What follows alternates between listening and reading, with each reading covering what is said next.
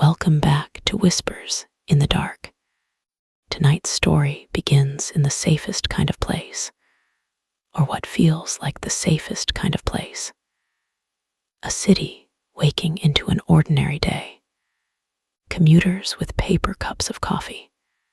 Delivery trucks rumbling through intersections. Office lights flickering on one by one in mirrored towers. A pale sky above glass and stone. Nothing dramatic, nothing cinematic. Just the small rhythms of people, too busy living to imagine how quickly life can become a thing with teeth. Settle in, turn down the lights, and let the world outside go quiet for a while. This is a story about a morning that began like any other. About a few people who had no idea they were standing on the last edge of normal. About the first bite, the first scream, and the first terrible realization that death was not the end of movement. And it is about what waited at the top of a hotel, when every floor below became a throat filling with the dead. Now let's begin. At 7:12 in the morning, the city still belonged to the living. The avenue outside Mercer Square was slick from a night rain that had dried in patches and left the pavement smelling of concrete and minerals. Dawn moved between the buildings in long blue reflections. Traffic lights changed on empty timers. A sanitation truck hissed at the curb, while a man in orange gloves dragged black bags into its hungry steel mouth. A florist on the corner rolled up the grate on her shop and set metal buckets of roses and lilies outside, stems dripping cold water onto the sidewalk. 2 doors down, a bakery breathed warmth and sugar into the street. Fresh bread, butter, dark coffee, and cinnamon pulled pedestrians inside as surely as gravity. Lena Ortiz stepped out of the bakery with a paper bag pressed to her chest and a coffee balanced in her other hand. She was 31, sharp-eyed, always early, and habitually underdressed for the weather because she never checked the forecast. Her hair was pinned up in a careless knot that had already begun to loosen. She worked 6 blocks away on the 19th floor of a marketing firm, where she spent most of her days rewriting language until it sounded harmless enough to sell. At that hour, with her shoulders hunched against the cold and the scent of toast clinging to her coat, she looked like anyone else trying to pass through the first hour of the day without being spoken to. She paused at the crosswalk and looked up. Across the avenue, the glass face of the Halcyon Grand Hotel caught the weak morning light and turned silver. It was one of the oldest buildings in that part of the city, though its interior had been renovated so many times that only the facade still remembered its age. 31 stories of polished marble, brass, velvet, and indulgence. Business travelers, wedding parties, tourists with expensive luggage, and conference attendees drifted through its revolving doors every day beneath a chandelier big enough to crush a car. A row of cabs waited outside its entrance. Valets in dark coats stood with their hands folded behind their backs. Everything gleamed. Lena sipped her coffee and glanced at the news ticker scrolling above a bus stop shelter. There had been some kind of violent incident overnight at St. Jude Medical Center on the eastern side of the city. The screen flashed with red banners and short, disconnected fragments. Patient attack, quarantine confusion, officials investigating, witnesses urged to avoid area. She barely registered it. Cities were always having incidents. There was always a collapse somewhere, an outbreak of something mild and contained, a shooting, a chemical leak, a suspicious package, an elevator failure, a train delay, another rotating cycle of crisis and resolution. The light changed. People moved. The city inhaled. 4 blocks away, Marcus Bell was unlocking the side door of his hardware store.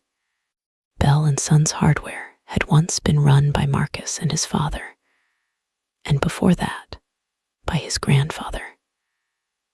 Now it was just Marcus, 48, broad-shouldered, patient, with a face permanently roughened by sawdust, weather, and disappointment. The sign above the shop was faded to a color that could no longer decide between blue and gray.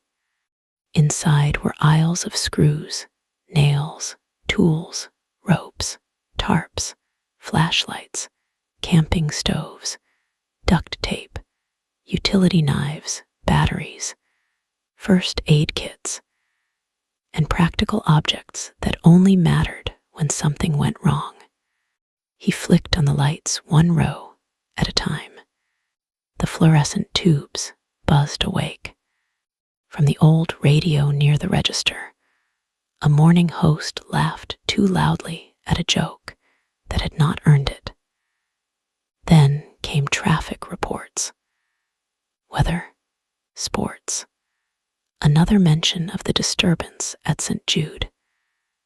The radio voice said emergency responders were dealing with multiple casualties and urged calm. Marcus set his keys on the counter and snorted under his breath. Calm was free, which meant the city always asked for it in bulk. He walked to the front window, flipped the sign to open, and looked out at the street. A school bus groaned at the corner. A woman pulled a reluctant little boy in a yellow raincoat toward a crossing guard. A cyclist cut between lanes. A dog barked at a pigeon. The world was intact. The world was always intact until it was not. At 726, on the lower level of the Halcyon Grand Hotel, Malik Carter wheeled 3 stacked trays of banquet glassware through the service corridor toward the ballroom kitchens. Malik was 23 and had been working at the hotel for 8 months. He was tall, wiry, with careful hands, and a tired kindness that made old guests tip him well. He had studied photography for 2 years before money ended the conversation. Now he worked double shifts, took pictures on his phone when nobody was looking, and sent half his paycheck to his mother in Baltimore. The service halls behind the hotel's polished public spaces were a different species of architecture. Narrow, beige, humming with machinery. Staff lockers, ice machines, linen carts, cracked paint hidden from guest eyes. A functional intestine carrying labor from one organ of luxury to the next. The head chef shouted at someone near the loading dock. A dishwasher laughed. An elevator chimed. Malik pushed through a swinging door into the kitchen and felt the dense heat hit him all at once. Ovens already burning, pans clanging, white coats moving with urgent choreography. On a mounted television in the corner, muted footage showed ambulances outside St. Jude Medical Center. An anchor's face was pale with practiced concern. The captions beneath her image flickered with words like riot, victims, and unexplained aggression. "What happened there?" Malik asked one of the prep cooks. The cook did not look up from his cutting board. "Crazy guy bit a nurse or something. Then a bunch more people started fighting. My cousin says it is drugs."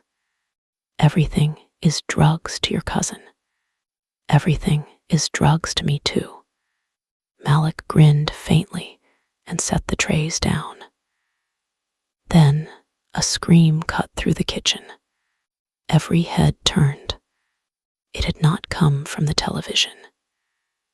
It came from the corridor beyond the loading dock, thin at first, then rising with a tearing panic that made the room go still.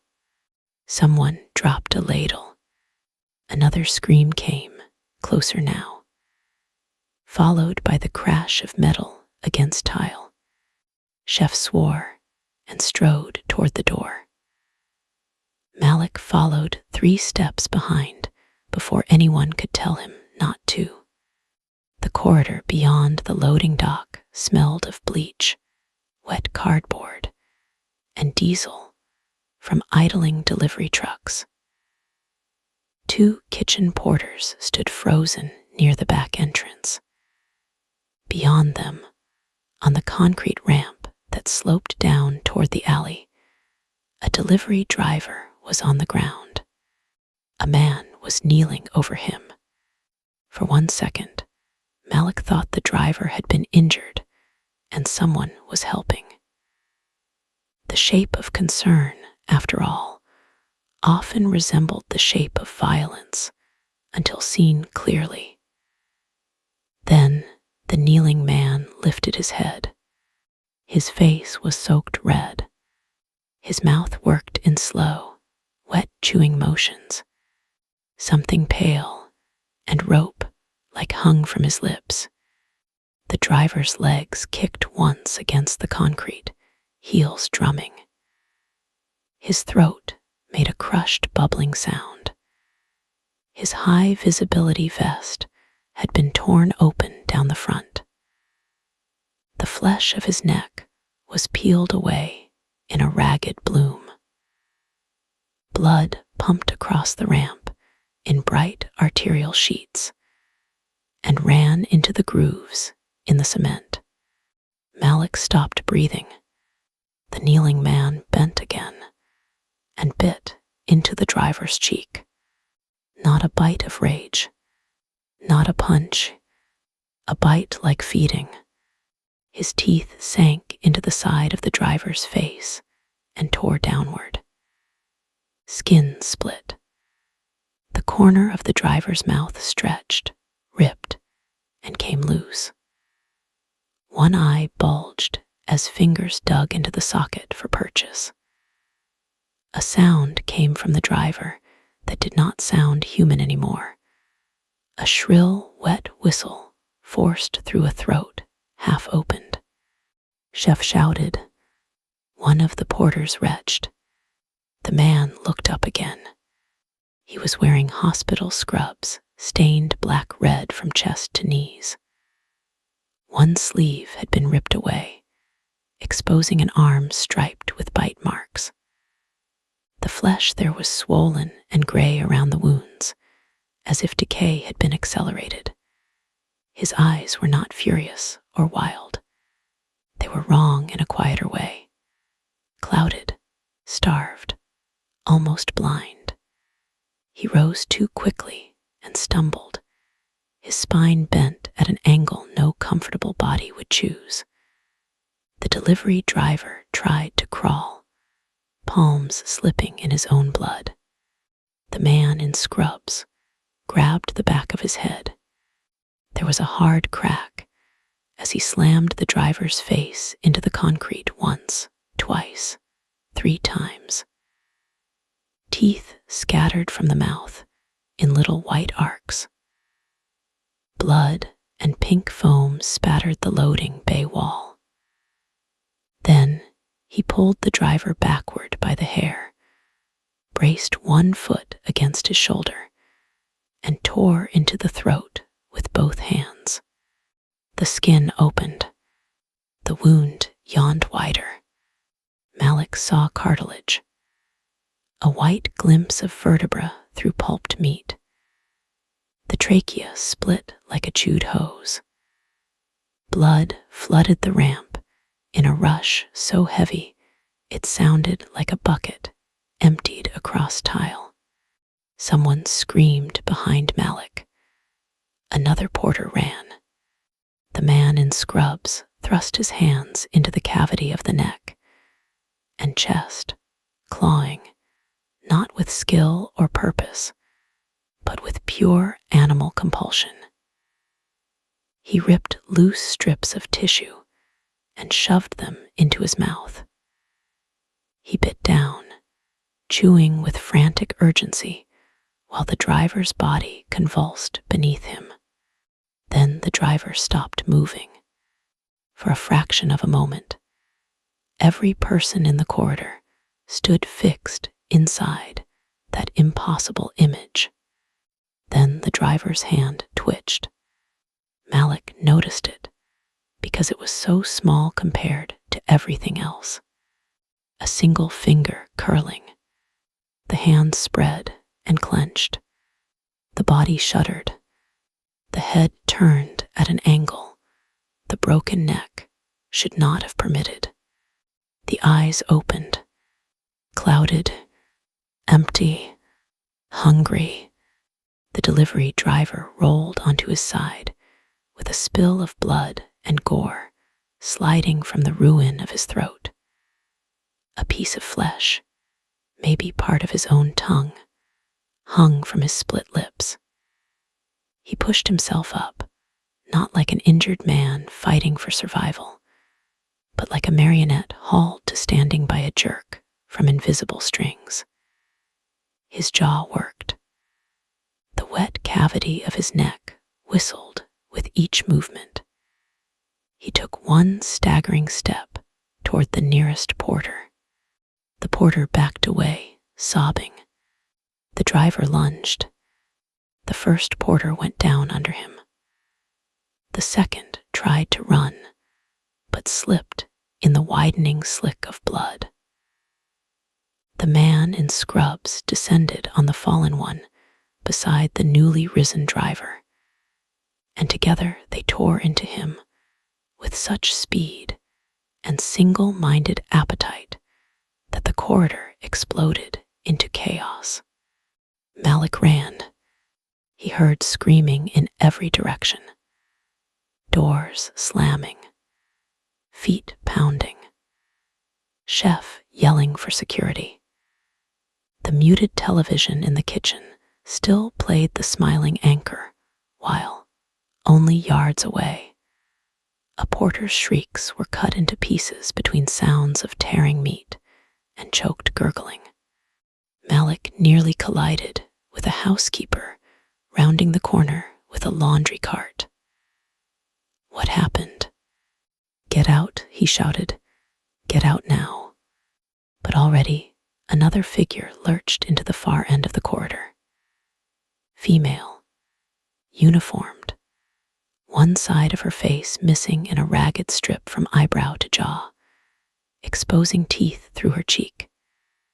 She moved with desperate speed despite the damage, arms outstretched, fingers clawing. The housekeeper froze, confused for one fatal second, and the woman hit her so hard both disappeared behind the laundry cart in a crash of metal frames and white towels. The scream that followed was brief and awful. Malik turned and ran deeper into the service maze, heart knocking against his ribs, so hard it felt like another creature trying to get out. By 7:39, emergency calls had begun to stack panic in every dispatcher queue across the city.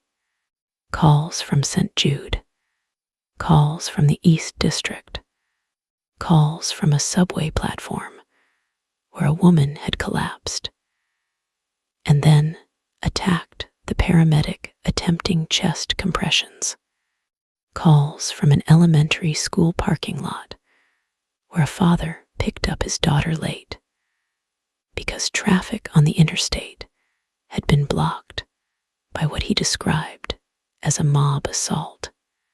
Calls from a laundromat, a pharmacy, a church basement food pantry, a bus depot, and a condominium lobby. Different voices, same pattern. Someone sick, someone violent, someone down, then up again, then biting. At 7:43, Lena Ortiz was in the lobby of her office building when the first video hit social media hard enough to interrupt denial. A young man, breathless and laughing with disbelief, filmed from the window of a parked car outside St. Jude. In the background, a police officer tried to restrain a woman in a hospital gown. She bit through the flesh between his thumb and forefinger. He shouted and struck her with the side of his baton. She came back at him anyway. Another officer grabbed her from behind.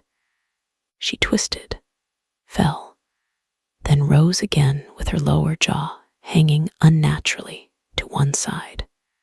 Behind them, in the emergency entrance, patients and staff stumbled through automatic doors into the lot, while others swarmed them.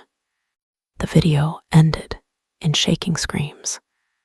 Lena watched it twice, frowning, telling herself it was fake, staged, a hoax tailored to exploit panic. All around her, the lobby filled with the synthetic waterfall sound from a decorative wall installation and the ding of elevators. People in pressed shirts and polished shoes stood around their phones with the same expression she wore. Concern curdled by embarrassment. Nobody wanted to be the first person to say this looks real, because if it was real, then all the familiar machinery of the day would have to be questioned. Then the glass doors at the front of the lobby burst inward. A man staggered inside. He was barefoot, one trouser leg torn off at the knee. Blood had dried over half his face in a dark crust. His shirt was soaked through and stuck to his body. For an instant, Lena thought he had survived an accident and needed help. 2 security guards moved toward him. He fell against the reception desk, hauled himself upright, and seized the closer guard by the tie. The guard tried to pry him off. The man bit into the side of the guard's throat.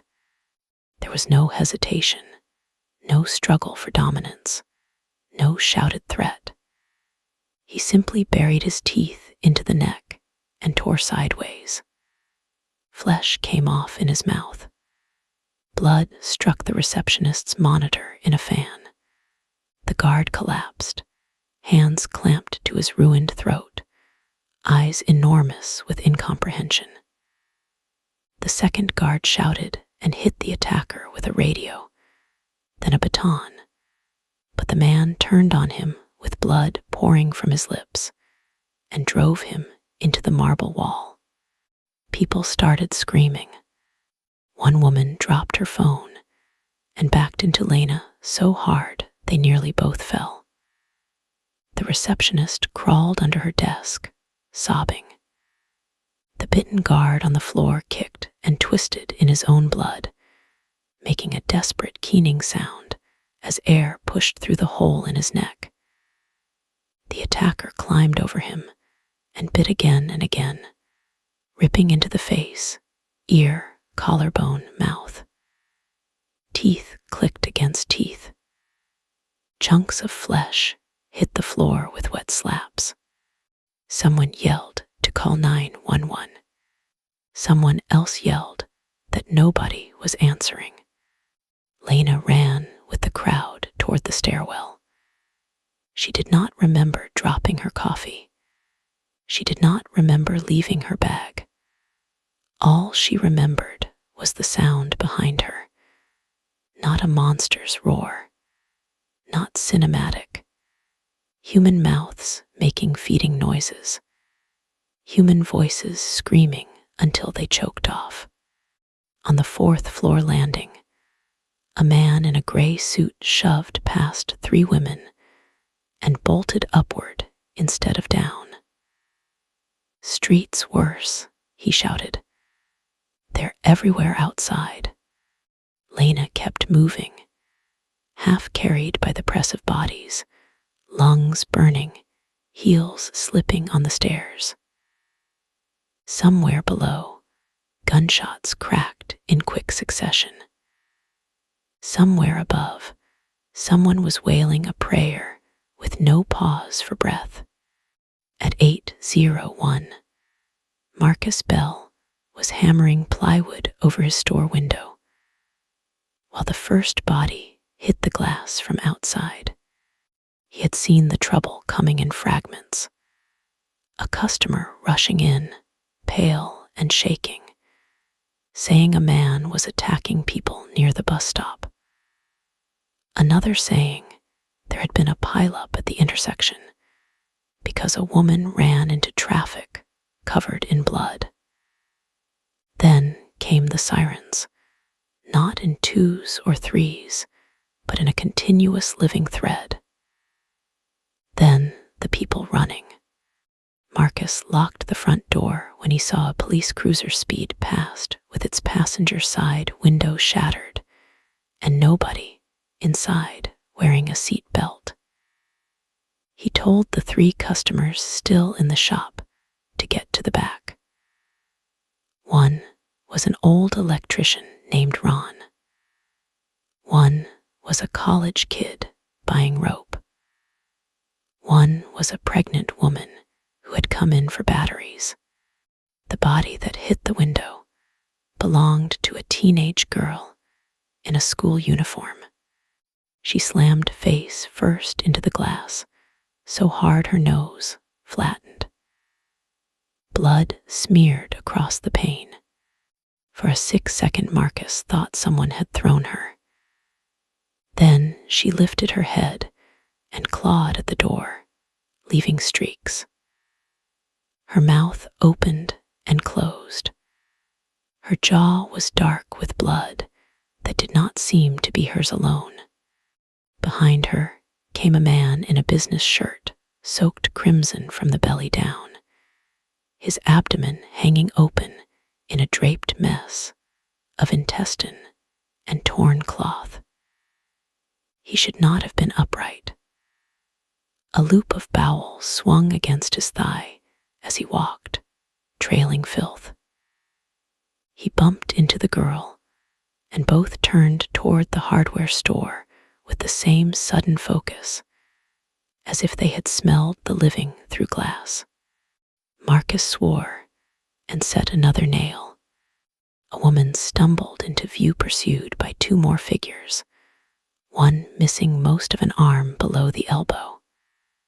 The woman slipped, fell, tried to rise, and they reached her before she could. Marcus saw them go down in a convulsing knot, saw the first one bite into her shoulder through the coat and wrench backward, saw a strip of skin peel free. The second jammed fingers into her mouth and tore the cheek open to the molars. Her scream turned into a liquid cough. The pregnant customer behind him began crying so hard she shook. Ron said, "Jesus Christ." Marcus hammered faster. The city outside his window changed in less than 10 minutes from commotion to collapse. People ran without direction. Cars mounted curbs. One bus sat jackknifed in the intersection with its doors open and blood on the steps. More of the infected spilled into the street from alleys, buildings, and stopped vehicles.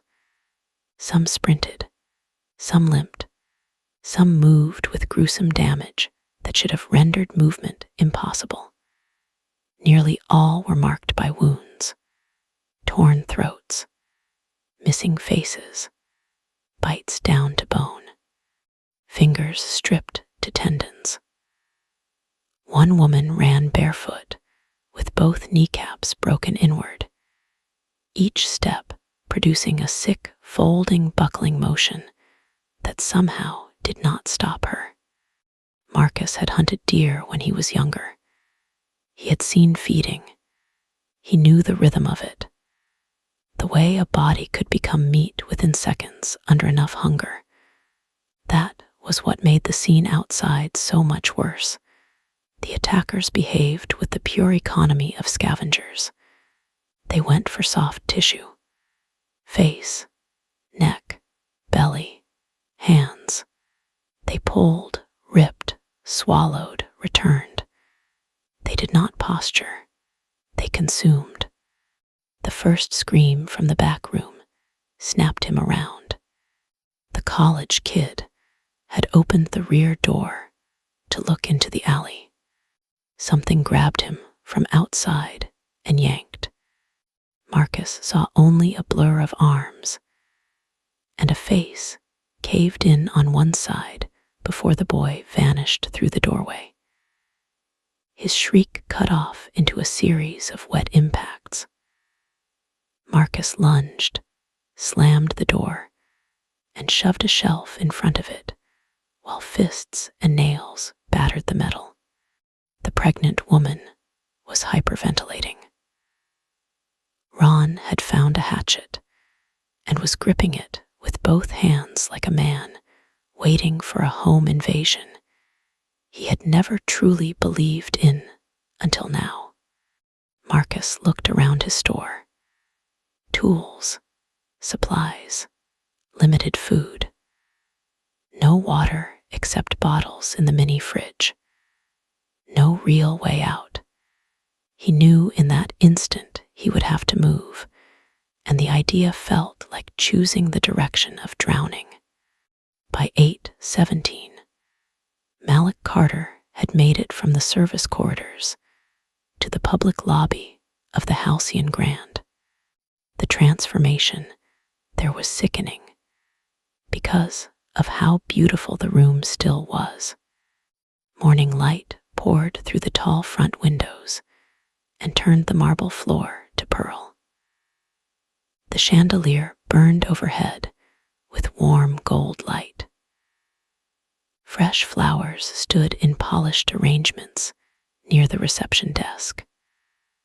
The soft, instrumental music still played through hidden speakers, and the lobby was full of blood.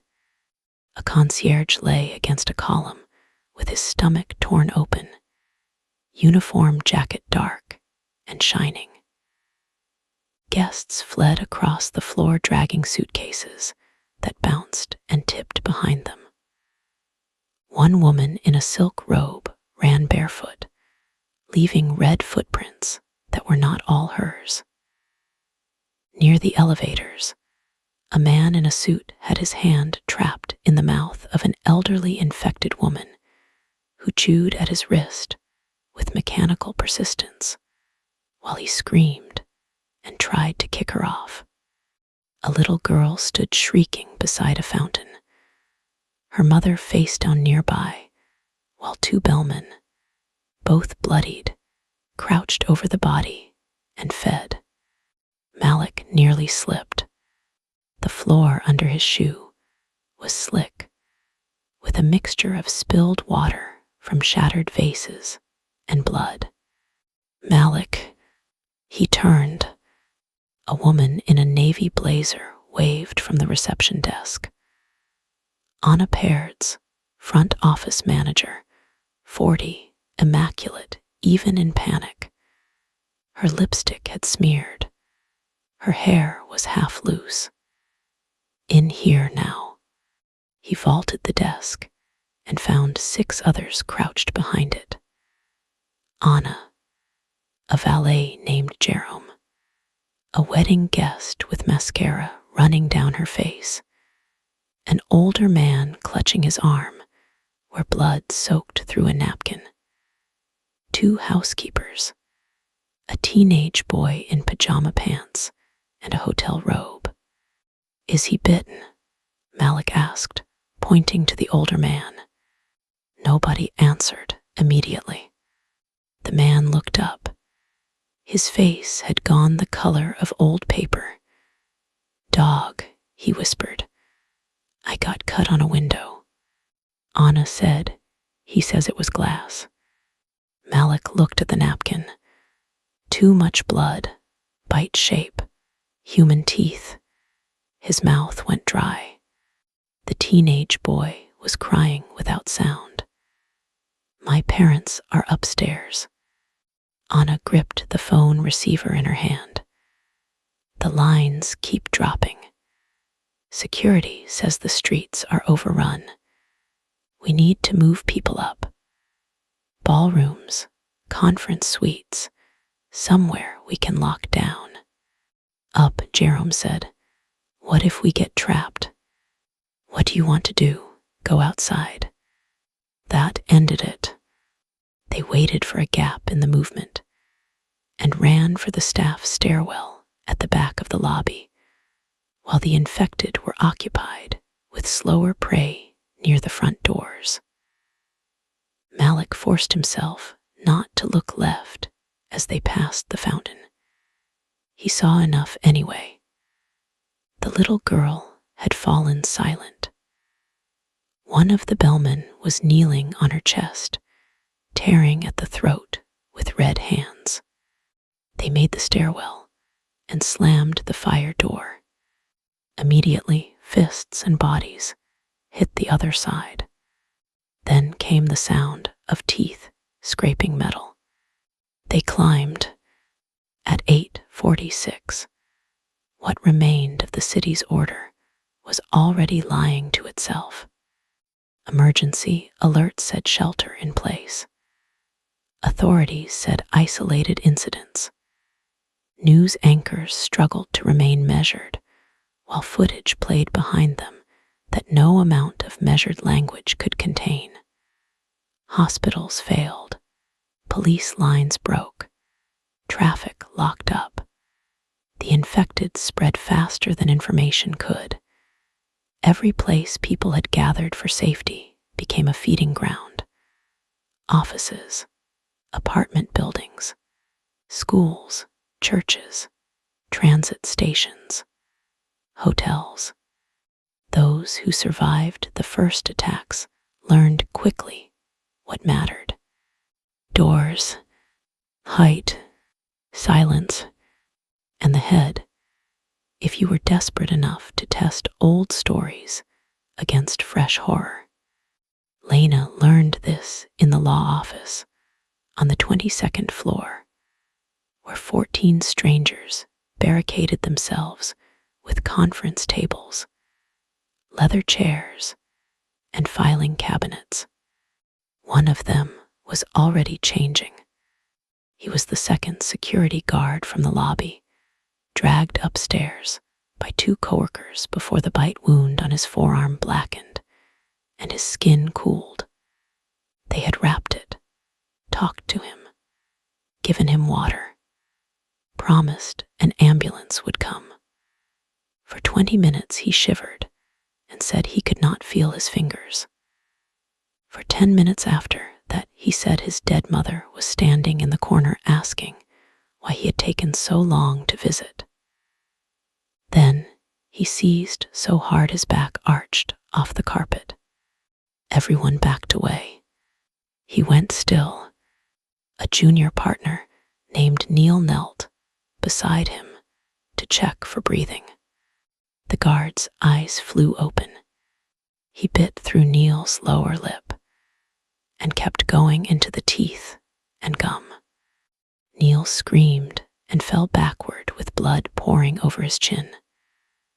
The guard lunged on top of him, jaws snapping, fingers digging at his face. The room erupted. People shouted. Someone hit the guard with a chair. Someone else threw a brass lamp. Lena grabbed a letter opener from the conference table without thinking. The guard twisted toward a paralegal, and she drove the blade down into the side of his temple. It was a tiny weapon.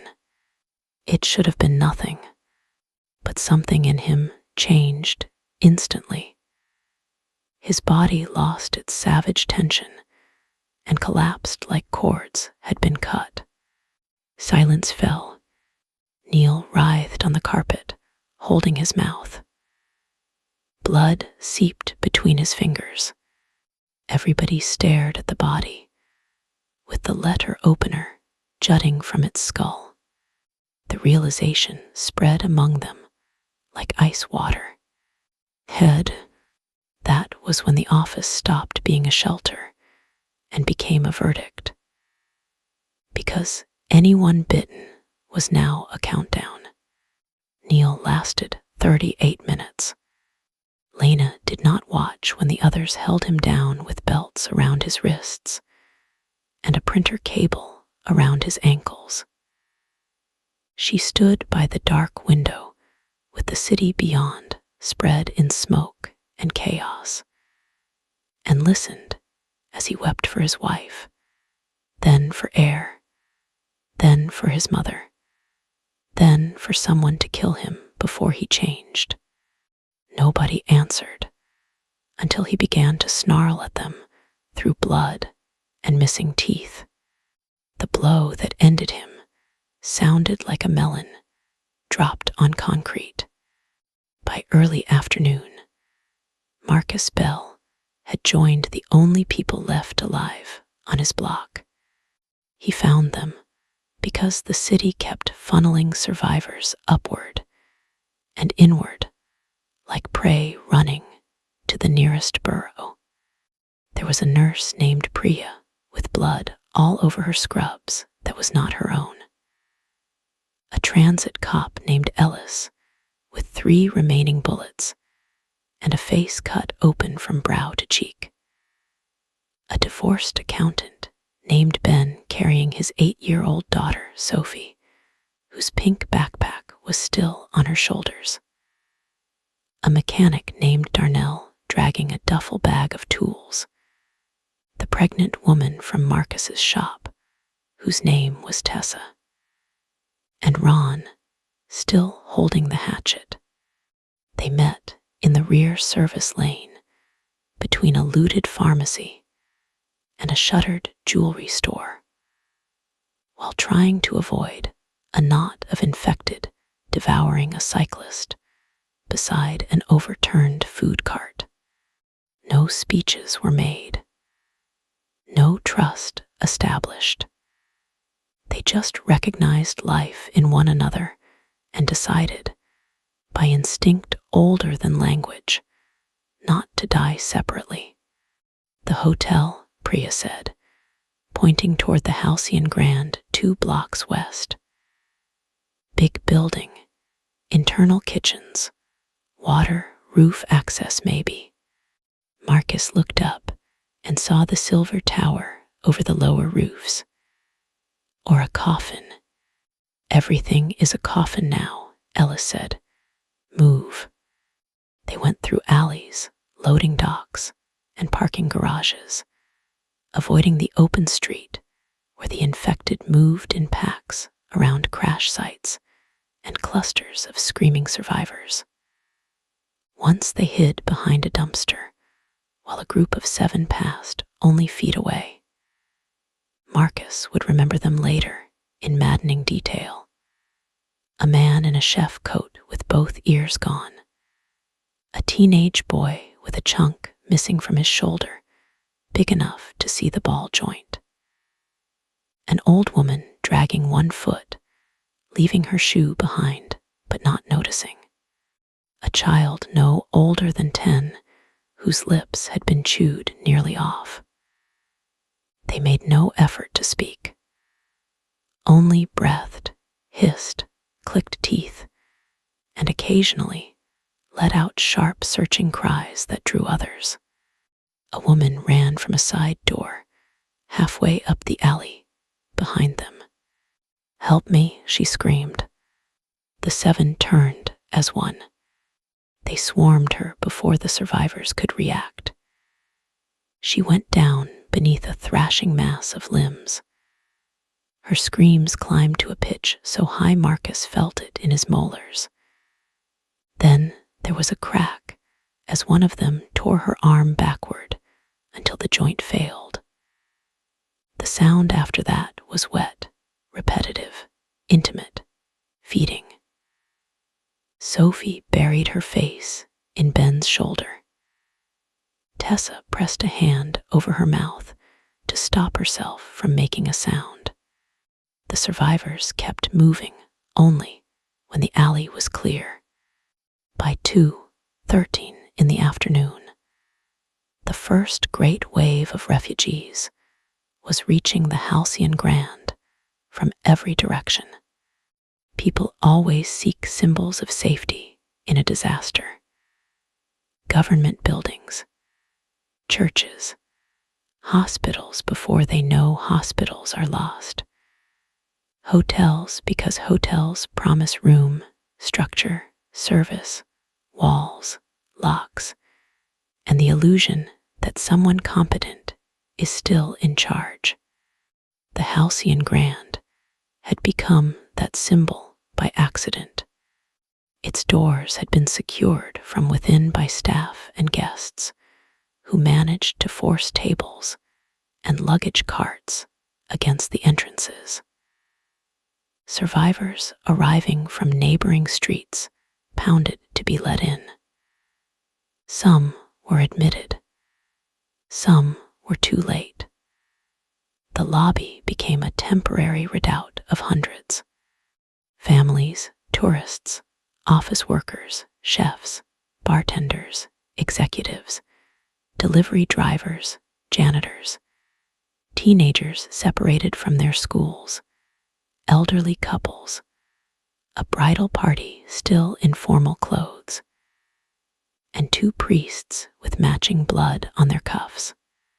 The infected came with them, some hidden among the panicked crowds as fresh bite victims not yet turned, some pounding at the glass from outside in growing numbers, some already within the building from the early attacks, moving through banquet halls and service corridors and guest floors like infection through a bloodstream. Malik stood on the mezzanine with Anna and watched the lobby below turn into a theater of fear. People shouted over one another. A man demanded the hotel honor his reservation, as if insisting on that fact might restore reality. A woman begged for formula for her baby. Ellis, the transit cop, joined a cluster of security staff near the revolving doors. Priya, the nurse, checked bite wounds and told those around her truths they did not want. Marcus began distributing tools from his pack because a hammer suddenly had more value than money. Lena arrived from the office tower across the avenue with 5 survivors in tow, white-faced and shaking, and joined the crowd near the concierge desk. For a few brief minutes, the place almost resembled a command center. Then a little boy in a dinosaur shirt wandered away from his exhausted father and climbed onto a couch near the bar. The bartender rose from behind the counter. Nobody had noticed he was there. Half his face was gone from the nose downward, revealing teeth and blood-black gums in a hideous permanent grin. One eye hung clouded and fixed. His white shirt was stiff with dried blood. He vaulted the bar, landed badly, righted himself, and seized the nearest living body, a woman in a green coat. Chaos detonated. She screamed as he bit into her neck. Her husband lunged to pull him off, and another infected erupted from beneath a banquet table where it had lain still among tablecloths and fallen chairs. A fresh bite victim near the reception desk began convulsing and turned where he stood, dropping his wife's hand before lunging at her face. Near the elevators, someone shouted that there were more coming from the service hall. The front doors shattered inward as the mass outside sensed movement and forced through the cracks, hands first, then shoulders, then entire bodies crawling over broken glass and luggage carts. The lobby became slaughter. Marcus saw a bridesmaid in a pale blue dress fall backward into the fountain, while 3 infected piled on top of her, water turning red around their heaving shoulders. He saw a man use a champagne bottle to cave in a skull, slip, and get dragged down by hands clutching his calves. He saw Priya stab an infected through the eye with a pen, and then lose sight of Sophie in the press of screaming bodies. He saw a woman trying to crawl away with half her scalp hanging over one shoulder like a blood-soaked shawl. Lena was on the mezzanine stairs with Malik before either could remember how they got there. Anna shouted for everyone to go up. Up, up, keep moving, do not stop. The word spread faster than reason because it aligned with pure instinct. Stairs filled instantly. People shoved, fell, climbed over the fallen. Behind them, the infected flooded the lobby, some slipping in blood, some scrambling over furniture, some lifting their heads with red mouths wide as they detected motion above. The hotel became vertical, and every living person in it began to rise. What followed over the next several hours would later blur in memory for those few who lasted to the end. But certain images burned permanent. The 8th floor corridor, where a honeymoon couple barricaded themselves in a suite bathroom, only to discover the husband had been bitten in the shoulder and hidden it under his jacket. The wife opened the door, screaming 30 minutes later, and came out alone, face and chest slick with his blood, whispering that he had tried to eat her wedding ring off her finger. The 12th floor where Ellis used his final bullets on 3 infected in the business center. And then, when a 4th came through the shattered glass wall, crushed its skull with a fire extinguisher, until the carpet was a red and gray paste. The 15th floor linen room, where Sophie was found hiding beneath folded sheets, eyes huge and dry, because she had gone beyond crying. Marcus carried her after that whenever the stairs became too crowded.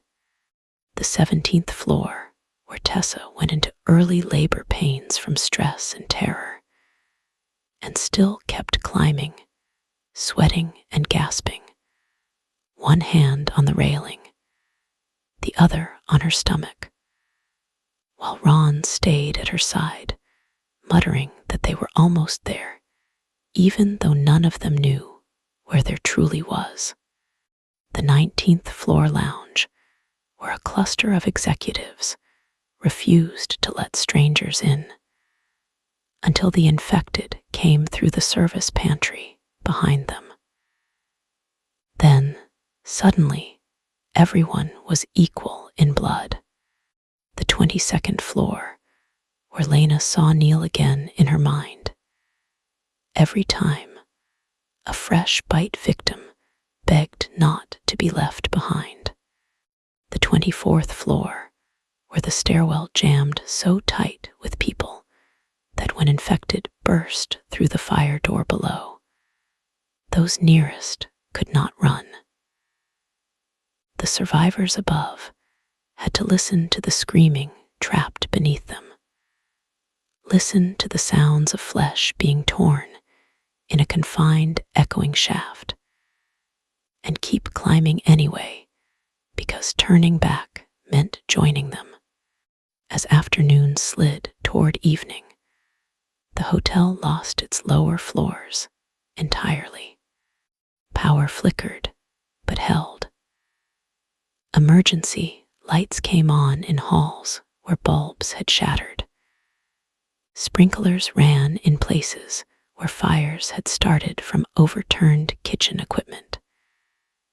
Elevators froze between levels. Smoke from somewhere below drifted upward through vents and stairwells.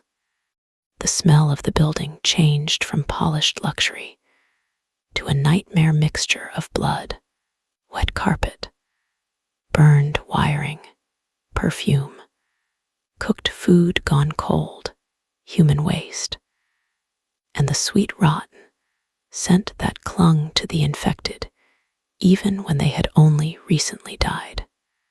The group that finally formed around Marcus, Lena, Malik, Priya, Anna, Ellis, Ron, Tessa, Ben, Sophie, Jerome, and a handful of others, did not choose one another in any ceremonial way. Survival abrades people down to function.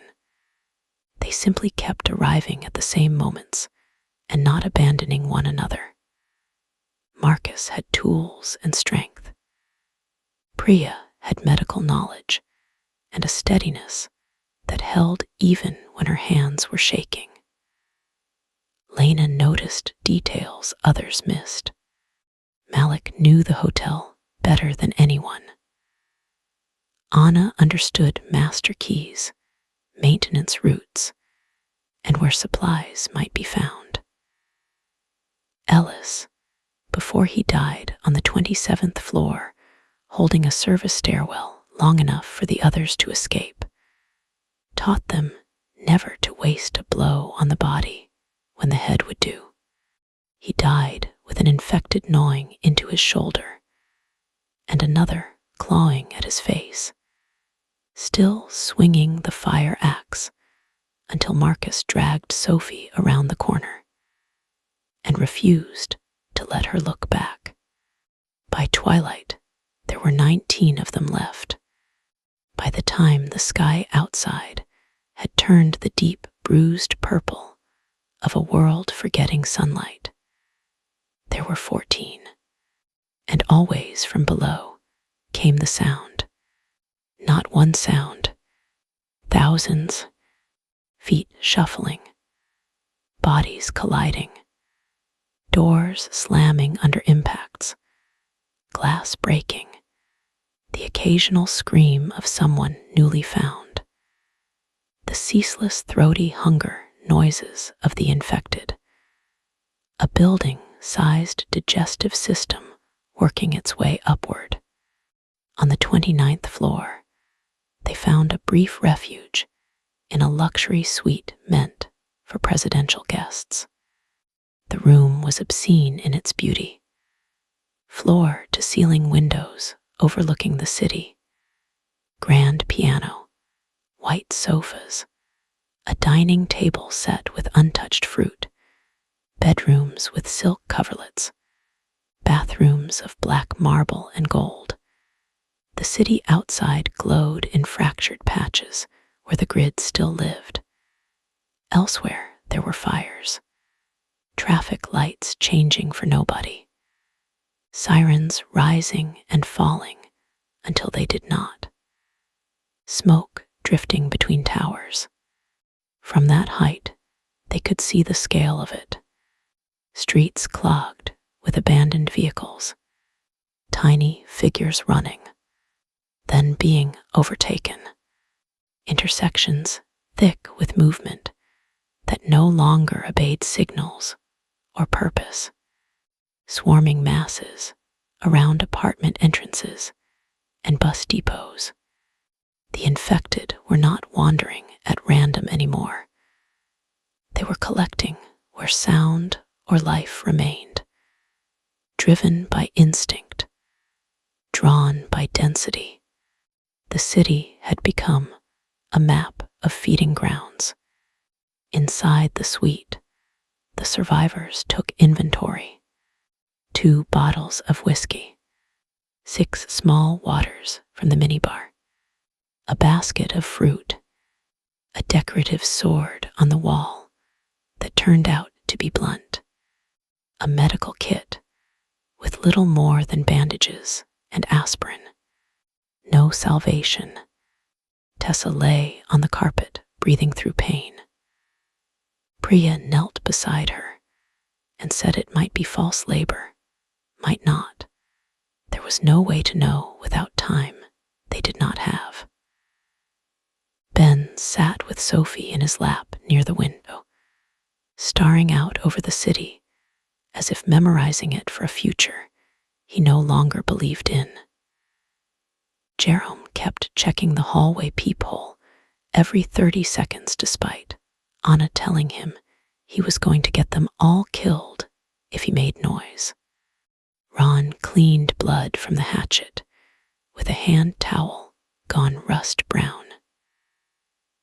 Marcus stood by the door with one hand on the knob and listened to the distant impacts from the floor below.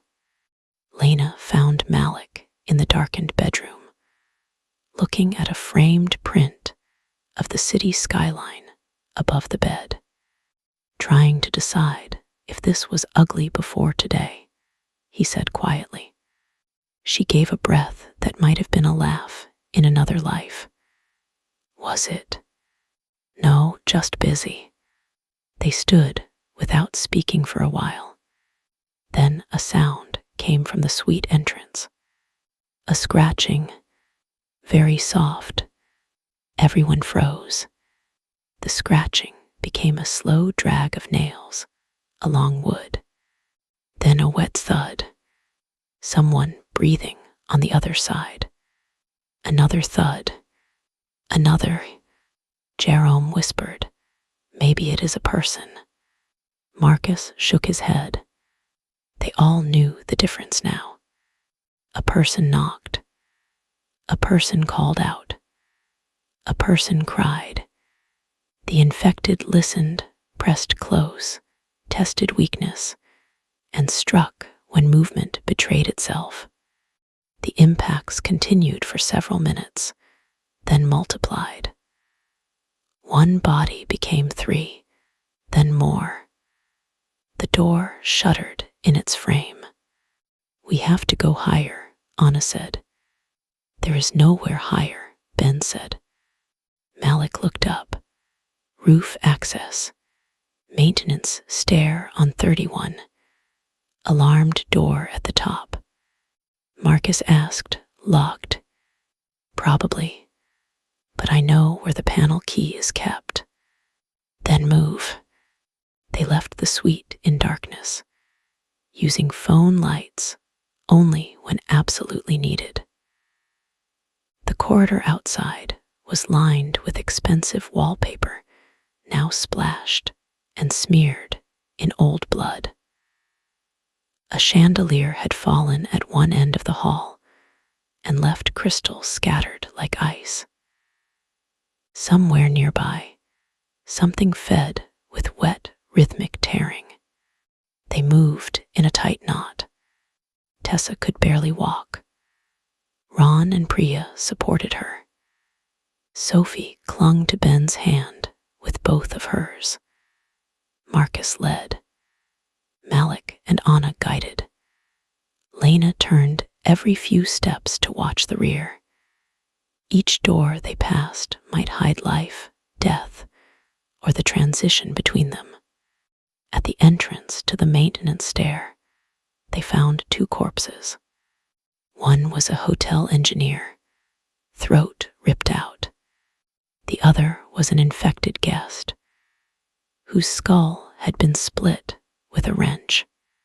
Malik stepped over them and unlocked the panel beside the door with shaking fingers. He bypassed the alarm. They entered the stairwell. It smelled of concrete dust, rust, and old machine heat. Above them, only 2 flights remained. Below, from depths they could not measure, came a rising roar of impacts and bodies. They climbed. Halfway to the 30th floor landing, Jerome started screaming. Not loud at first. A shocked, involuntary sound. Then louder. He dropped to one knee, clutching his calf. In the dim light, Lena saw fingers protruding through the bars of the stair rail from the flight below. An infected had forced its arm up through the gap and grabbed him. More hands followed, reaching, scraping, clutching. Marcus swung the hammer. Bone cracked, fingers snapped. Jerome kicked free. Then everyone saw the wound. A bite deep, blood already soaking his trouser leg. Jerome knew what the others saw before anyone spoke. His face emptied. "No," he whispered. "No, no, no, it just got me. It just got me." Anna looked like she might break in half. "Jerome, don't do that," he said. "Don't say my name like that." The hands kept reaching through the rail below, more now, accompanied by snapping jaws and the furious scraping of bodies forcing upward. Jerome backed away from the group up the steps. Tears ran down his face. "I can still help. I can still help." Nobody moved toward him. He laughed once, a terrible cracked sound. Then he looked down the stairwell, heard what was coming, and made his choice. "Get her to the roof," he said, nodding toward Tessa. Then he charged down 3 steps and began kicking at the reaching hands, shouting as loudly as he could. The noise drew them. The infected below surged upward in response, climbing over one another toward him in a frenzy. Jerome turned once, eyes wide and already somehow far away. "Go." Marcus dragged Anna upward by the arm when she tried to stop. They kept climbing, while Jerome's shouts became screams, and the screams were drowned under a torrent of impacts, snarls, and wet chewing sounds that echoed up the shaft. On the top landing, Malik threw himself against the roof access door. Locked. Marcus handed him the pry bar. Malik jammed it into the frame and hauled with all his weight. The metal bent but held. Ron joined. Then Marcus. Priya shouted for them to hurry because Tessa was collapsing. Sophie was crying now, not loudly, just in desperate little breaths that made Ben shake with helplessness. Below them, the stairwell was filling with movement. Fast. The door gave with a shriek. Cold night air punched in. They spilled onto the roof. The city lay around them in every direction. An ocean of towers and darkness and scattered fire. The roof of the Halcyon Grand was larger than Lena expected, ringed with waist-high stonework and dotted with HVAC units satellite dishes, vents, and maintenance sheds. A red aircraft warning light blinked from the highest structure. The wind smelled of smoke, rain, and distant rot. Far below, sirens moved like fatting ghosts. Here and there across the city, other rooftops held clusters of people waving lights or sheets, or simply standing still in stunned silhouettes. Some roofs were empty. On one, building several blocks away, Lena saw a line of figures chasing another along the edge until both vanished from sight. There was no bridge to another roof, no ladder down the side, no rescue in the sky, only height. Ben almost laughed when he realized it. The sound came out as a sob. "We made it." "No," Marcus said, turning back to the door. "We delayed it." They barricaded the roof access with everything they could move. A maintenance cart, tool chests, cinder blocks, metal grates, one heavy air conditioning panel that took 4 of them to drag. Tessa lay on a folded tarp near the lee side of a vent, while Priya checked her, face grim. Anna sat on the cold roof with blood on her blouse and stared at nothing. Malik stood at the edge and scanned the neighboring rooftops as if a helicopter might emerge by force of need. Sophie leaned against Ben, asleep from exhaustion in brief violent dips that ended each time she jerked awake. The first impact on the roof door came 3 minutes later. The metal boomed inward. Everyone flinched. Another impact, then many. The barricade rattled. They could hear them now on the landing beneath. Bodies slamming into the door. Hands scratching metal. Teeth clicking. The relentless pressure of numbers. Marcus looked across the roof and saw the truth in every face. There would be no dawn for all of them. Maybe not for any. The hours of the night stretched thin and strange. Time lost shape under fear. They rationed water, shared the fruit, spoke in low voices when they spoke at all. Some prayed, some sat in silence. Once a helicopter passed very far away, a blinking insect over the dark city, and every person on the roof stood and shouted until it vanished without turning. The impacts on the door never stopped for long. Sometimes they eased, becoming random scratches and shoves. Then a new burst of force would slam through the barrier hard enough to shift metal across the roof. Each time the sound came, Sophie cried harder. Each time, Marcus and Ron checked the barricade and added whatever weight remained. Around midnight, Tessa's pains sharpened. Not false labor, real.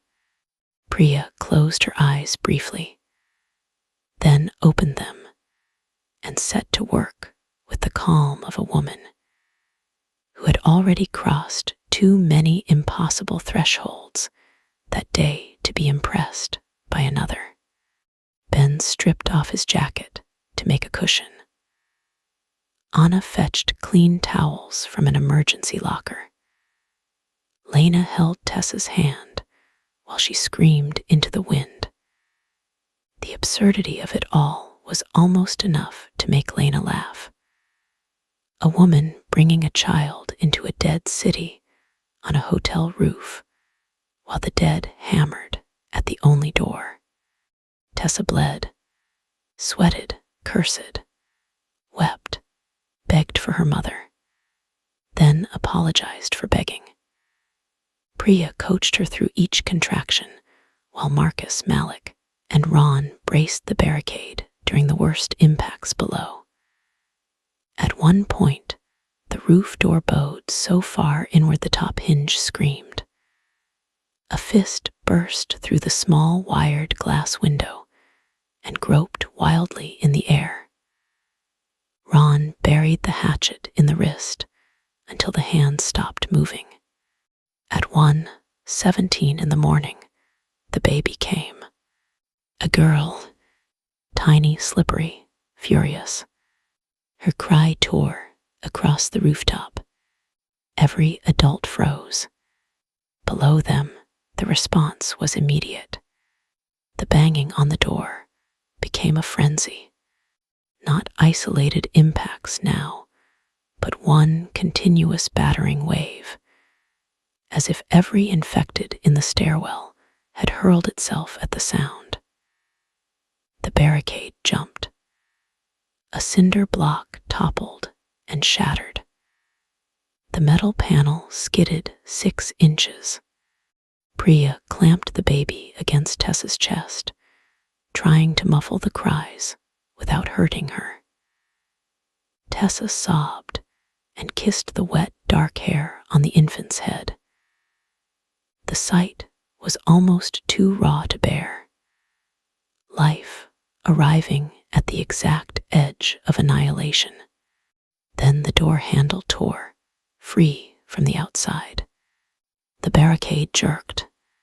The frame around the roof door began to split. Marcus shouted for everyone to help. Ben laid Sophie down and ran. Lena and Malik joined. Anna dragged another equipment crate. Ron planted his shoulder against the metal and pushed. Priya, hands still red from the birth, tried to keep pressure on Tessa's bleeding and hold the baby quiet at once. The night wind whipped across the roof. The city below flickered and groaned like a dying machine.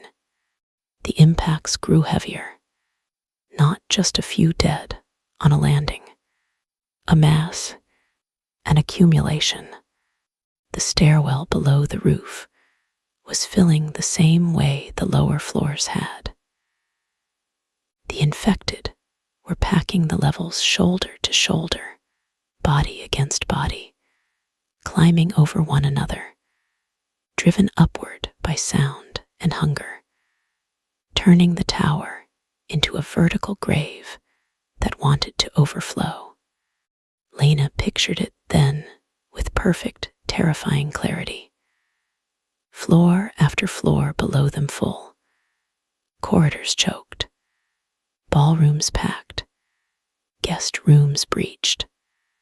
Stairwells crammed with pressing dead. An entire building becoming a column of flesh rising toward the last warm breath at the top. Like floodwater, like something ancient and unstoppable, obeying gravity in reverse. The roof door buckled inward at the center.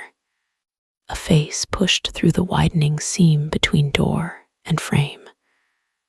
Not whole enough to be recognized as the person it had once been. Skin torn from the forehead. One eye gone. Mouth opening and closing around broken teeth. Then another face behind it. And another. A crush of hands reached through the gap, grasping at air. Sophie woke and started screaming. The baby cried louder. The barricade slid another inch. Marcus shouted for them to move to the far side of the roof, but no one did, because moving away from the door meant accepting what came next. Malik looked over the edge one final time, perhaps still hunting for a miracle. There was none. 31 stories down, the street was a shifting black-red carpet of bodies.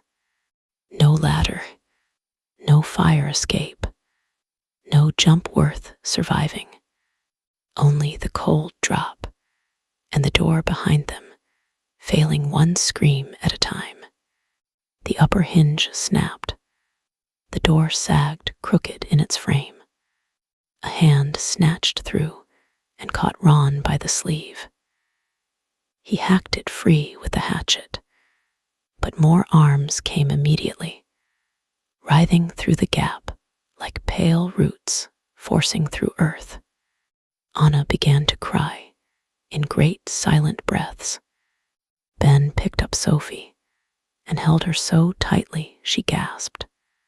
Tessa clutched her newborn to her chest and stared at the door with the blank horror of someone who had gone too far beyond fear to feel it as one thing anymore. Lena found Marcus's eyes across the roof. He looked tired, not frightened, not shocked, just tired in the deepest possible way. As if the day had been a machine built to strip every certainty from him one by one, and now had come for the last. The door split down the middle with a sound like a tree cracking in ice. Metal screamed. Wood burst.